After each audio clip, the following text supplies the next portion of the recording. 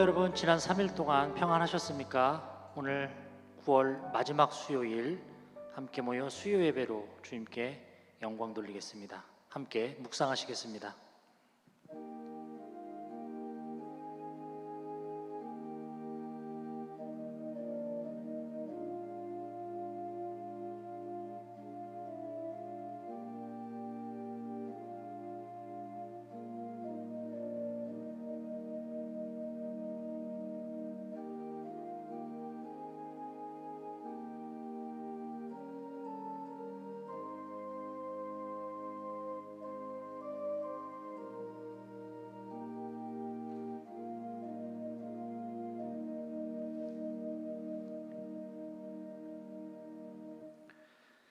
함께 찬송가 393장 찬송 부르시겠습니다.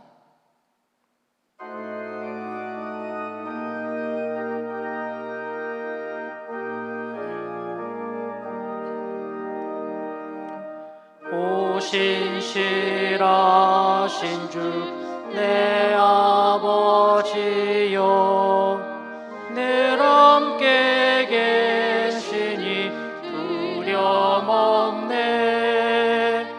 그 사랑 편찮고 날 지키시며 어제나 오늘이 한결같네. 오 신실하신 주, 오 신실하신 주, 날마다 자비를 베푸시며 일용할 모든 것 내려주시니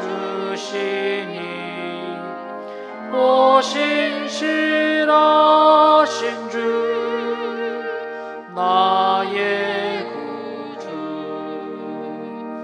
봄철과 또 여름 가을과 겨울 해와 달 별들도 다 주의 것.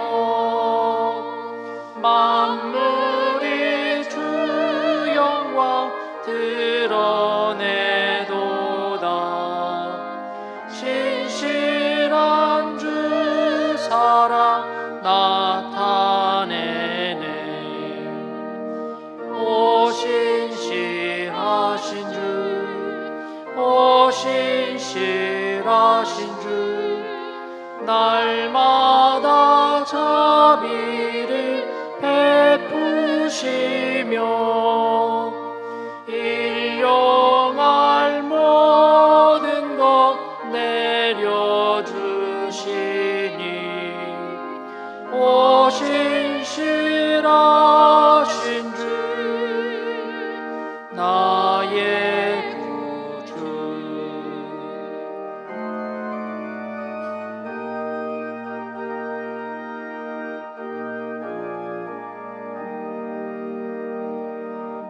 내 죄를 사하여 안위하시고 주 친히 오셔서 두려하네. 오늘의 힘되고 내일의 소망 주만이 만복을 내리시네. 오 신실하신 주, 오 신실하신 주, 날마다 자비를 베푸시며 일용할 모든 것 내려주시니 오 신실하신 주 나의 구주.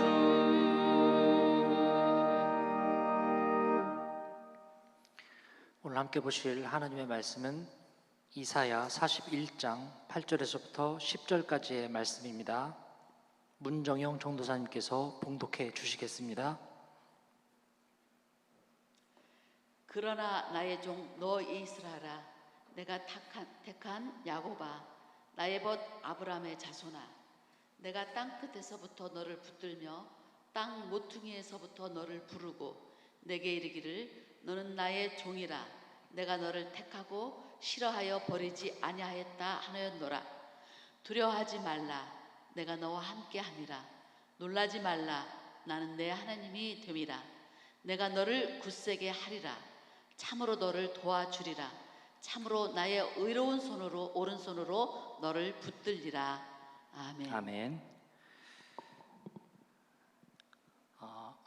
초등교회 여러분, 수요 예배를 함께 하신 우리 모두에게 하나님의 말씀의 은혜가 함께하기를 바랍니다. 누구나 다 공감하는 부분이겠지만 우리의 삶은 때때로 어려움이 있습니다. 삶이 고되지 않다고 느끼는 사람은 아마도 없을 테죠. 이유는 각기 다 다르겠지만 삶에서 오는 어려움은 평범한 사람으로부터 시작해서 비범한 사람, 또 가진 자나 가난한 자나 가리지 않고 찾아옵니다. 그렇게 누구나 고민이나 걱정, 어려움을 겪기 마련입니다.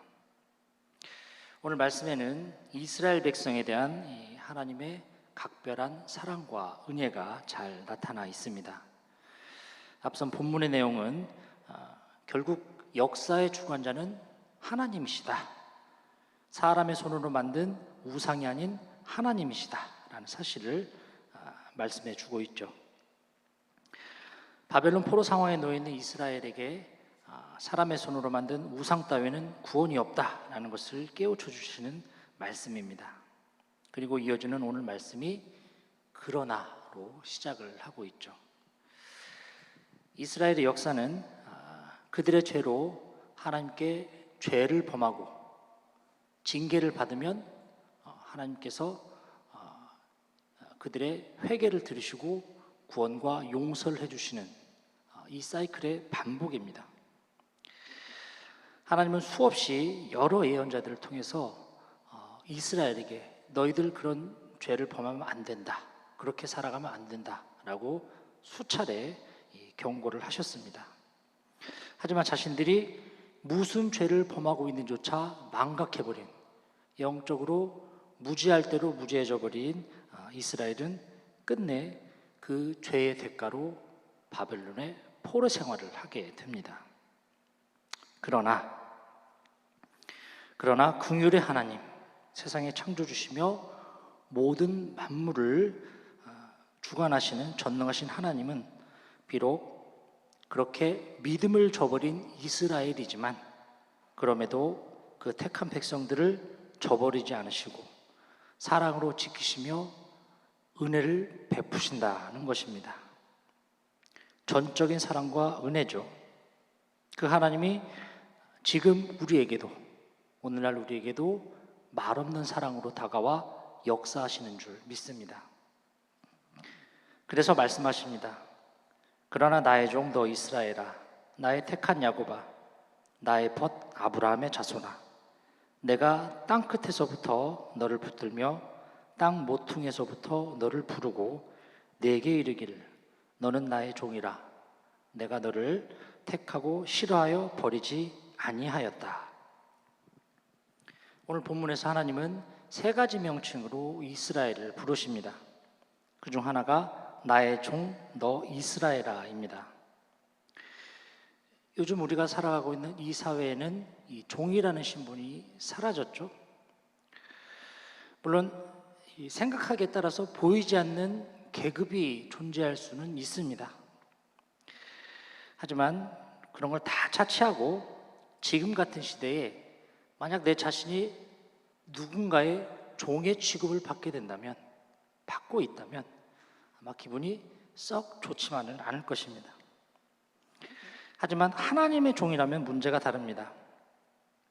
종은 기본적으로 그 섬기는 주인을 위해 사는 존재죠. 그리고 주인은 충성된 종을 전적으로 돌보며 그 삶을 온전히 책임져 줍니다. 이런 상호적인 관계가 곧 하나님과 우리와의 관계입니다. 우리는 종으로서 하나님을 위해 하나님의 뜻대로 살아가야만 합니다. 그런 우리의 삶을 하나님은 전적으로 돌보시고 책임져 주신다는 것이죠. 그렇게 나의 종 너 이스라엘아 라고 하나님은 지금의 우리를 불러주고 계십니다. 다음으로 나의 택한 야곱아라고 부르십니다. 특별히 오늘 본문 뒤에, 오늘 함께 읽은 말씀은 아니지만 본문 뒤에 14절 말씀을 보면 이런 말씀이 있습니다. 우리 화면으로 함께 한 목소리로 합독하도록 하겠습니다. 14절 말씀입니다. 버러지 같은 너 야곱아, 너 이스라엘 사람들아, 두려워하지 말라. 나 여호와가 말하노니 내가 너를 도울 것이라. 네 구속자는 이스라엘의 거룩한 이인이라. 아멘. 버러지 같은 너 야곱아라고 했습니다. 여기서 버러지는 문맥상 비참한 처지에 놓여 있는 이스라엘을 비유적으로 표현한 것입니다. 물론 버러지 자체가 그 비참한 존재라는 것은 아니지만 우리도 흔히 상대를 비하하거나 또 부정적으로 바라볼 때 이 버러지 같은 이런 표현들을 쓰잖아요. 이스라엘이 지금 이와 같은 그런 비참한 버러지 같은 처지에 놓여 있다라는 거죠. 그런데 하나님은 그런 비천한 버러지 같은 이스라엘을 도우시겠다고 말씀해 주시는 것입니다. 야곱은 본디 축복받을 자격이 없는 사람입니다. 그는 간사한 사람이요 죄인이죠. 그런데 잘 생각해 보면 세상에 과연 죄 없는 사람이 있을까요? 단 하루만이라도 죄 없이 살아가는 사람이 있을 수 있을까요? 단언컨대 죄인이 아닌 사람은 없습니다. 우리가 세상에 있는 모든 사람들을 일일이 다 만나서 겪어보지 않아도 이것은 확신할 수가 있습니다. 그렇게 인간은 하루가 멀다 하고 순간순간 마음속으로라도 죄를 범합니다. 이 생을 사는 동안 죄의 굴레에서 완전하게 벗어날 수 있는 사람은 아무도 없습니다. 그렇다면 관건은 무엇입니까? 죄를 얼마나 덜 범하느냐. 이게 관건입니다. 하나님의 말씀을 사모하며 말씀대로 살려고 노력하는 사람은 성령의 능력을 힘입어서 그만큼 죄로부터 멀어질 수 있습니다. 하지만 그럼에도 인간은 이내 또 죄를 범하는 존재입니다. 이처럼 야곱도 분명 하나님이 기뻐하시는 아들이었지만 그 역시 때로는 잘못이나 죄를 범했던 한낱 우리와 같은 흠 많은 인간에 지나지 않았습니다. 14절 말씀에 나온 것처럼 그러한 버러지 같은 야곱, 하나님은 그 버러지 같은 야곱을 구원하여 이스라엘로 삼으셨습니다. 부끄러움에 처해 있던 저들, 그 민족을 높이셨습니다. 이 하나님이 바로 지금의 우리를 이 자리까지 인도하시고 또 함께 동행하시며 역사하신 줄 믿습니다. 또한 하나님은 나의 벗 아브라함의 자손아라고 불러주셨습니다. 여기서 나의 벗이라는 말은 참 귀한 말씀입니다. 왜냐하면 나의 벗은 보잘것없고 비천한 저 낮은 위치에 있는 이스라엘을 하나님 자신의 위치로 높여주신 것을 의미하기 때문입니다. 그리고 오늘도 이 하나님께서 우리와 함께 하시고 사랑으로 우리를 높여주고 계십니다. 그러면서 두려워하지 말라. 내가 너와 함께함이라. 놀라지 말라. 나는 내 하나님이 됨이라. 내가 너를 굳세게 하리라. 참으로 너를 도와주리라. 참으로 나의 의로운 오른손으로 너를 붙들리라. 이렇게 선포하고 계십니다. 이 말씀이 보잘것없는 이스라엘과 다름없는 지금의 우리에게 큰 위로와 힘을 줍니다. 그리고 10절을 보면 하나님은 우리에게 두려워하지 말라 이렇게 말씀을 하고 계시죠. 두려워하지 말라. 내가 너와 함께함이라. 물론 이 말씀은 하나님께서 우리의 삶 속에 있는 두려움을 없애주겠다, 없애주시겠다, 이런 의미가 아닙니다. 또 우리가 두려움이라는 이 마음의 상태에서 영영이 해방된다는 것을 의미하지도 않습니다. 그럼 무슨 의미겠습니까? 비록 우리의 삶에는 계속 두려운 일들이 일어난다 할지라도 하나님께서 내가 늘 너와 함께 하겠다, 그러니 두려워 말고 그것을 이겨내라고 주시는 말씀입니다. 그리고 이를 우리가 믿음으로 고백하며 하나님을 의지하면 여전히 우리의 삶 속에는 두려운 일들이 일어나겠지만 그것을 능히 극복하고 이겨낼 줄로 믿습니다. 세상을 창조하시고 오늘도 보이지 않는 손길과 음성으로 운행하시는 하나님이 우리를 돕는 분이 되셔서 비록 두려움이 우리를 엄습한다 할지라도 주님이 함께 하시기 때문에 전혀 두려워할 필요가 없다라는 위로의 말씀이죠. 최근에 온라인 교제를 통해서 한 집사님으로부터 이런 이야기를 들은 적이 있습니다.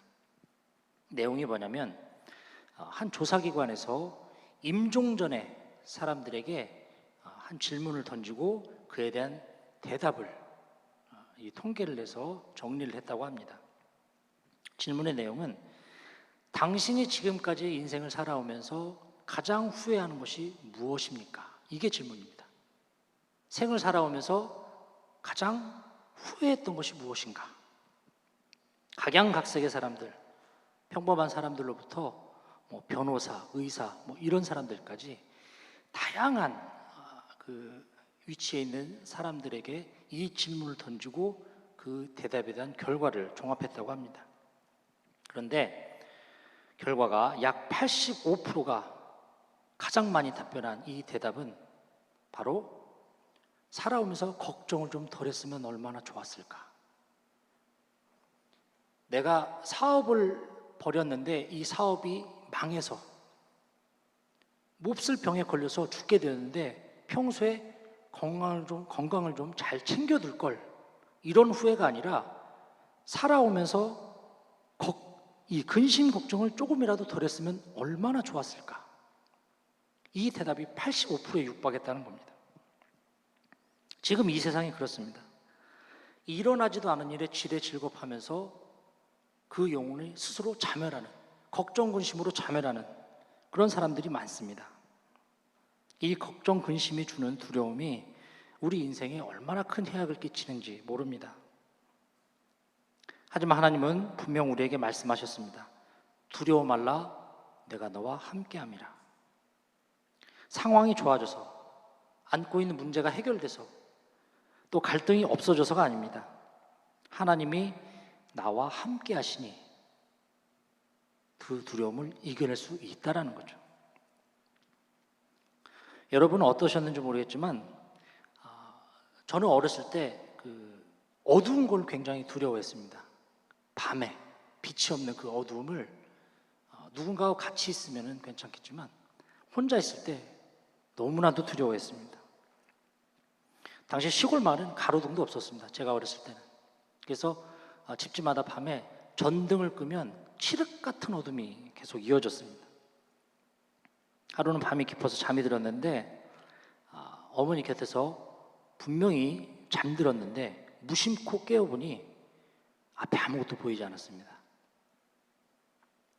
어머니가 함께 계셨는데 분명 눈에 보이지 않으니까 함께 계신 것 같지 않아서 이내 울음을 터뜨리고 계속 어머니를 찾습니다. 애타게 찾습니다. 어두운데 나 혼자 있는 것 같아서 두려움에 떨면서 우는 것입니다. 그때 어린 제가 어떻게 해야 그 울음을 그치고 평안한 단잠을 다시 이룰 수 있겠습니까? 제가 그렇게 찾고 애원하던 어머니가 바로 제 곁에 있어줘야 그 문제가 해결됩니다. 아무리 캄캄해도 어머니가 지금 내가 의지하는 그 어머니가 내 곁에 함께하고 계신다라는 사실을 인지하는 순간 이내 그 울음은 멈추고 평안한 마음으로 다시 잠을 이룰 수 있게 되는 거죠. 무엇이 어린 저의 두려움을 쫓아버릴 수 있었습니까? 바로 어머니께서, 제가 의지하는 어머니께서 저와 제 곁에 함께 있다는 확신입니다. 어머니가 그 자리에서 저와 함께하고 있다는 믿음과 신뢰입니다. 그 믿음이 저의 두려움을 내어 쫓습니다. 성도 여러분, 예수님이 부활하신 후에 승천하실 때 사랑하는 제자들에게 무엇을 남기셨습니까? 그것은 건강 또는 부귀 영화 따위가 아닙니다. 바로 오직 한 말씀, 볼지어다 내가 세상 끝날까지 너희와 함께 있겠다. 항상 함께 있겠다. 약속입니다.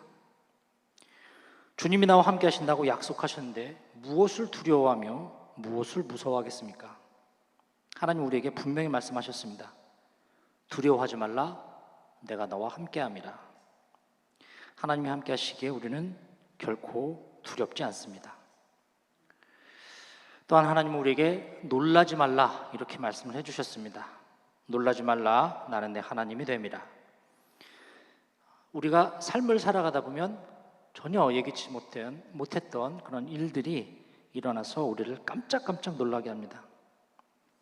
갑자기 건강이 안 좋아지거나 예기치 못한 교통사고를 당했거나 또 사업하는 중에, 일하는 중에 어려움을 만나거나 하는 등 전혀 생각지도 못했던 일들이 일어날 때 우리는 놀라움을 금치 못하고 당황을 하게 되죠. 우리 모두에게 크고 작은 그런 경험들이 다 있습니다. 하지만 하나님께서는 그때도 우리의 하나님이 되어주시겠다. 너희들이 놀라 당황할 때도 내가 너희들 곁에서 너희들의 하나님이 되어주시겠다. 이렇게 말씀을 해주셨습니다. 하나님이 함께 계시니 능히 이겨낼 수 있습니다. 그러니 놀라지 말고 좌절하거나 절망하지 말라고 위로하십니다. 놀라지 말라, 나는 내 하나님이 됨이라. 마지막으로 하나님은 내가 너를 굳세게 하리라 이렇게 말씀을 해주셨습니다. 하나님은 우리가 험한 세상을 살아간다 하더라도 포기하지 않고 당당하게 살아가기를 원하십니다. 그 힘과 능력을 주시는 하나님을 의지해서 굳세게 승리하라고 말씀을 해 주십니다. 여러분, 파도 타기를 하는 사람은 파도를 두려워하지 않습니다. 파도를 두려워하면 파도를 탈 수가 없습니다. 그래서 그들은 집채만한 큰 파도가 오면은 되레 좋아하고 그것을 더 즐깁니다. 마찬가지로 하나님의 백성들은 삶 속에서 그 어떤 거센 풍랑이 인다 할지라도 두려워하지 않아야 합니다. 왜 그렇습니까? 베드로를 보십시오. 주님을 보고 의지했을 땐 물 위를 걸었습니다. 그런데 풍랑을 보자 물 아래로 빠져버리고 말죠. 풍랑을 잠잠케 하시는 예수님이 함께 계시는데 예수님이 아닌 풍랑을 보고만 것입니다. 주님보다 풍랑을 더 크게 본 거죠. 세상 그 어떤 것도 하나님 위에 있을 수는 없습니다. 이 하나님이 우리를 친히 붙드시고 굳세게 하셔서 모든 이생의 풍랑을 이겨내도록 하십니다. 내가 너를 굳세게 하리라. 참으로 너를 도와주리라. 참으로 나의 오른손으로 너를 붙들리라. 성도 여러분, 우리가 지난 날을 돌이켜보면 하나님의 은혜가 아닌 것이 없습니다. 이제까지 인도하신 하나님께서 그 은혜로 이끄셨기 때문에 감사하지 않을 수가 없습니다. 우리는 하루하루를 살아가면서 이 하나님의 깊은 사랑을 체험하며 살아가고 있죠. 그리고 앞을 내다볼 때 우리 하나님이 되어주시는 주님의 음성을 또 들을 수가 있습니다. 두려워하지 말라, 내가 너와 함께함이라. 놀라지 말라, 나는 내 하나님이 됨이라. 내가 너를 굳세게 하리라. 참으로 너를 도와주리라. 참으로 나의 의로운 오른손으로 너를 붙들리라. 비록 끊이지 않는 근심, 걱정, 염려가 우리 삶 속에 놓인다 할지라도 더하여 코로나라는 이 큰 풍파가 우리의 인생을 덮치고 있지만 우리에게 주신 이 말씀을 붙잡고 우리의 믿음으로 이 말씀을 고백하며 주님을 의지하는 가운데 늘 승리하는 초동의 모든 교우 여러분들이 되실 수 있기를 간절히 바랍니다. 우리 이 시간 주신 말씀의 은혜를 생각하면서 함께 조용히 기도하는 시간을 갖도록 하겠습니다.